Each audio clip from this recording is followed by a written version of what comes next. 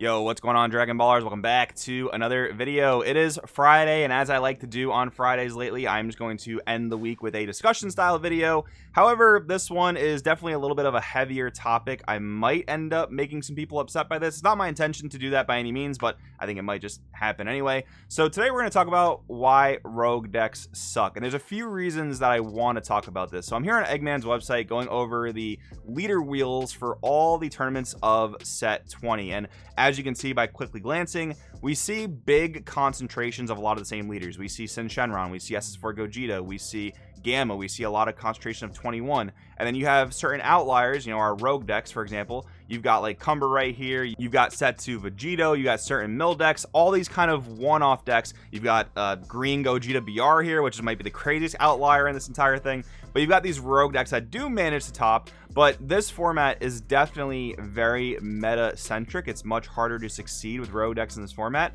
and I want to talk about why that is. Now, full disclaimer, this is not meant to trash on anyone who either chooses to play rogue or chooses to play meta strictly. This is no flame towards any of those players. The other reason I want to talk about this, besides the fact that this is a very meta centric format, is that if you really want to break into competitive Dragon Ball Super or competitive card games at all for that matter, it's really important to learn this distinction and really understand the meta that we're currently in and the meta we might find ourselves in just a set or two later. And the way I view it is, if no one tells you this information, you're not going to know it. You're not going to grow as a player. So I'm here to talk about it with you in today's video. Again, absolutely no flame intended for either meta players or rogue players.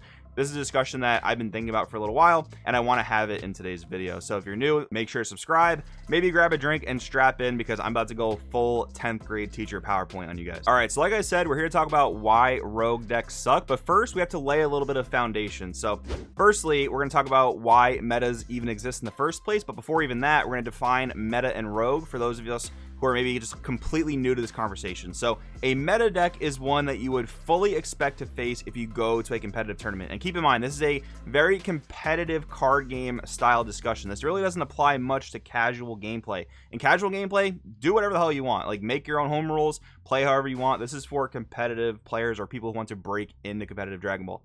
So yeah, meta decks are ones that you expect to face going into a tournament. In this format, that would easily be SS4 Gogeta, Gamma, Sin Shenron, just to name a few of those decks. And then we have rogue decks, like the aforementioned, like mill decks, the green Gogeta BR, the decks that you would not really expect to face at a tournament. If you did sit across from your opponent and they pulled out some like set 4 leader, you'd be like, wow, that's crazy, I didn't expect to face that. That would be a great example of a rogue deck. I did a video earlier this week talking specifically about the really cool rogue decks that managed to top the most recent webcam event. And yes, rogue decks can definitely be very cool. They can sometimes earn you brownie points. We'll talk about that more later on, but yeah, those are the two definitions. Now let's talk about why metas exist. We have different types of metas that I'll run through very quickly. Right now, I would say we're in what's called a triangle format. What defines a triangle format is when you have 3 strategies that all kind of counter each other in different ways, and those are the 3 best types of decks or strategies to play in a given format. That's a triangle meta.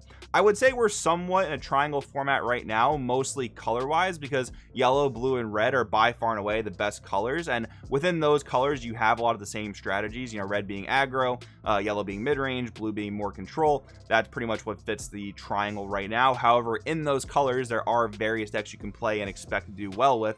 So we're not in a true triangle format in terms of like only 3 decks being viable, more so 3 strategies. Other formats you have tier 0 formats where there's only 1 good deck to play, or maybe only 1 good color to play. We haven't had that in quite some time, thankfully, but we've had tier 0 formats of like blue or black in the past, just to name a couple. And then besides that, you have absolute free-for-all metas where just anything is good, and competitive players tend to dislike wide open metas because it's very hard to prepare for your matchups going into a tournament. And that's part of player skill, is expecting what to play based on data and testing those matchups and really having good sideboard for those matchups and just knowing your game plan when you're facing those decks, right? So those are kind of the simple terms of like what formats there are in card games. But now let's talk about why specifically this format is the way it is and why rogue decks tend to not do so well in this format. I think that's really just because of the power of leaders. I mean, go figure. We play a leader-based game. It's no surprise that leaders are obviously a big influence on deck strength, right? But here's a great comparison I want to make. We have the SS4 Gogeta deck leader, the Goku Vegeta in it together, and we have the Android 13 leader, which is a deck that actually managed to top, I think, 2 events this format by the same player. So I want to compare these decks right away because Gogeta, obvious meta deck, Android 13, rogue deck. So simply put, the Goku Vegeta leader just does infinitely more things than the Android 13 leader, so it offers the player more power. You have the game-breaking mechanic of comboing cards in rest mode. You give your Gogeta cards extra effects. You attack, draw a card, and play a guy that, if you know what the deck does, draws another card, and then combos to draw an additional card. And that's like the one main comparison you can make to Android 13.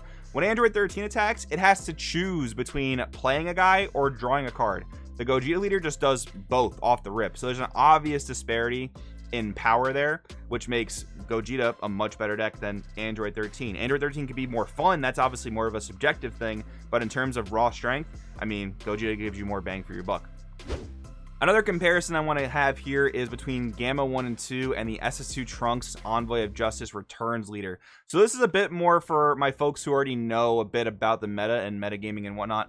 The SS2 Trunks leader was looked at as somewhat of a clear-cut replacement to the now banned SSG Goku Crimson Warrior leader, because it was thought that this leader could facilitate a lot of that combo-centric anti-aggro blue stuff that Crimson was doing. However, turned out that wasn't really the case because Trunks is nowhere near as dominant as the Crimson deck was just 1 or 2 formats ago, because it's so much harder to get the full value out of the SS2 Trunks leader. You have to put specific cards in your life to get full value out of that permanent, and if you can't establish your Vegito Z battle card, which you have to wait all the way until turn 5 to do if it doesn't get removed from the board, you can't get full value out of your activate main there. So while you can jam a lot of the cards that Crimson was playing into an SS2 Trunks deck, it's not going to be as successful because the leader is not offering as much value. Now, the main comparison I want to make here is to Gamma, which is the current like most popular blue leader, possibly tied or a little bit ahead of Android 21. Gamma, it's so much easier to get full value out of what the leader is doing. Just by playing an Android based deck, of which there's no shortage of good Androids right now, you get to ready 3 energy going into your opponent's next turn, and then you get to facilitate the ability of playing Androids out of your energy by replacing that energy when it leaves the energy area. So there's, again, just a clear disparity for the ability to get value out of what your leader aims to do. Now, comparing this and the Trunks leader and comparing Gogeta and the Android 13 leader, some lesser competitive players might say, well, these players that choose to play Gamma or the players choose to play Gogeta are just choosing to play the easier deck. And while I guess the answer to that is technically yes, I feel like there's a negative connotation there to players who choose to play meta, and that really just doesn't serve any purpose, because at the end of the day, Bandai makes the card game. We just choose the cards to play in the card game, and some of us choose based off what we like to play, and some of us choose on based off what we view as the most powerful. And those of us that choose to play what's most powerful want to go to competitive tournaments and win events. So it's not like we chose for Gamma to be better than Trunks. I personally like Trunks a whole lot more as a character than I do Gamma 1 or 2, although the Gammas are actually pretty cool from the Dragon Ball superhero movie. However, it just so turns out that Gamma is a stronger leader and stronger deck right now. So, but yeah, kind of wrapping back up to the point, I think why rogue decks are doing so poorly in this format is because the raw leader strength of the meta decks, the leaders just do way more than the rogue decks. Now let's go to another very important question. Can rogue decks beat meta decks? What do you think the answer is? Well, the answer is yes, of course. A rogue deck can beat a meta deck. I would be bold-faced lying to you if I were to tell you I'll play SS4 Gogeta against your set 3 deck and I'll win every single game from now to the end of time. That's probably not true, because card games do introduce randomness. They do have random aspects that you can't control, although Dragon Ball Super, I love it so much because it reduces the random elements, but they still exist. But now, on the flip side, you're asking the wrong question. The correct question is not, can rogue decks beat meta decks? To answer that question, let's talk about playing in a competitive meta. So based on data collected over several tournaments, which is what I just showed you at the beginning of this video with Eggman's channel, playing a meta deck will give you a higher chance of succeeding. You saw all those leader wheels. You saw a ton of Gogeta. You saw a ton of Sin Shenron. You saw a ton of Gamma and other decks. Just by choosing to play those decks, your odds of succeeding in a tournament go up dramatically. Now, success can be defined differently. That can be winning the event. That could be just topping the event. That could be just having a above positive record. Whatever your level is in competitive card gaming at that time, and what your level of success and your definition of success is, can be different. But just by choosing to play this leader, you're rapidly increasing your chance of success. Versus playing Android 13, your chances of success go down a lot. That Doesn't mean you can't win the event when you enter 13. It just means that your chances, your percentage of success is far less. Now, when we're assessing a matchup spread, we're assuming relatively equal player skill. And I think this is something that people miss a lot. So going back to the question of, can rogue decks beat meta decks? Yes, they can. But if you are the player who is currently playing green Dragon Ball Super and you have, let's say, a 100-0 record at your local game store, there's probably a skill disparity there. You most likely haven't figured out the deck that just beats all the other decks. You're probably just the best player at your locals. Kudos for that, but that doesn't necessarily translate to the competitive meta, because it's a very naive assumption to assume that if you figured out a deck, no one else has. There are a lot of really great players in this game. Even us on our team, we assume that if we have a piece of data that we're not sharing for like nationals, let's say, we're not going to assume that other teams aren't playing that same deck, because we know they have great players that could have easily figured out just like we did. So yeah, that's really important. If I'm going to tell you that green loses to red 75% of the time, I am assuming that you have two players of equal skill sitting across from each other. If I put a really great player like Jordan Markle on green against a much less maybe new player on red, I would honestly expect Jordan Markle to beat that kid, 90% of the time, right? So yeah, you have to assume equal skill when you're talking about a matchup spread. And one more thing I want to talk about, playing a meta deck does not make you a terrible person, as some people in more casual circles might have you believe. So if you want to break into competitive Dragon Ball Super, there is absolutely no problem with playing meta decks. It is actually highly advisable to go ahead and just net deck, there's the bad word there, net deck a winning or topping deck list, so you get a better understanding of how competitive Dragon Ball Super works. You had that understanding, and then you can go ahead and start working on deck building once you understand how the game is played at a high level. Now let's talk about wanting to play rogue in a competitive meta.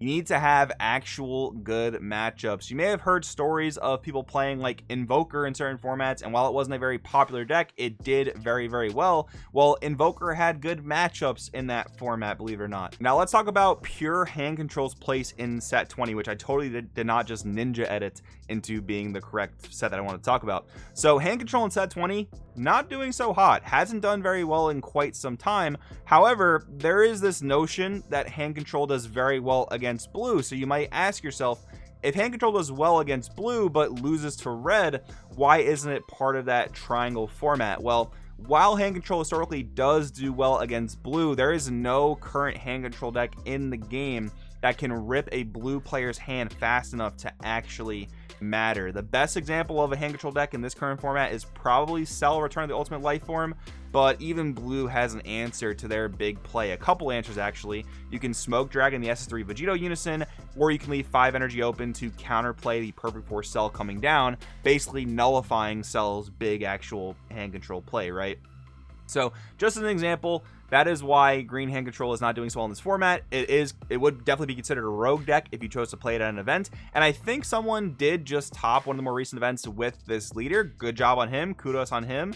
But it is definitely a deck that I would not expect to do well in this current format, because you don't actually have many great matchups. But you can still run hot. You can still get lucky in a tournament day, or you can just be the better player. Those are all definitely things that can possibly happen if you choose to play a rogue deck. And again, more power to you if that's the case.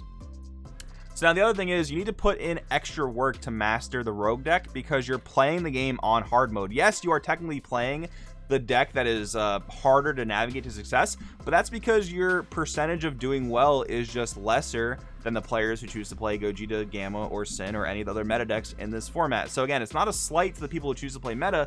They're just going based off data and increasing their chances of success, because again, we are playing a card game. There are elements of randomness, and the way you can counteract that randomness is by giving yourself the best odds possible.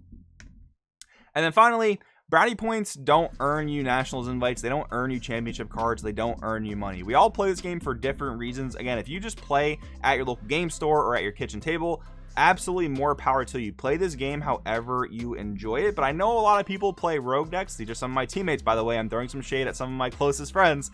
They play rogue decks because they want brownie points. They want the clout. They want to be known as the player who did X with Y deck. And that's awesome.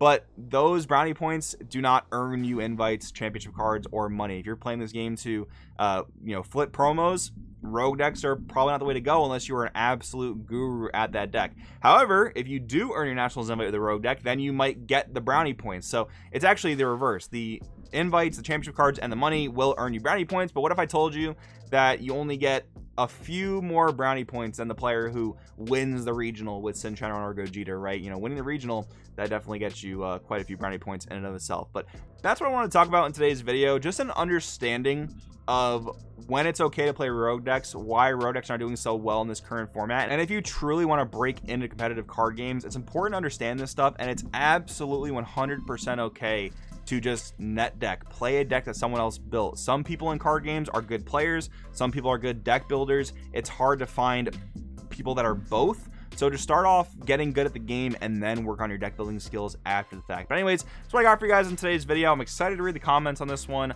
I'll see you guys in the next video.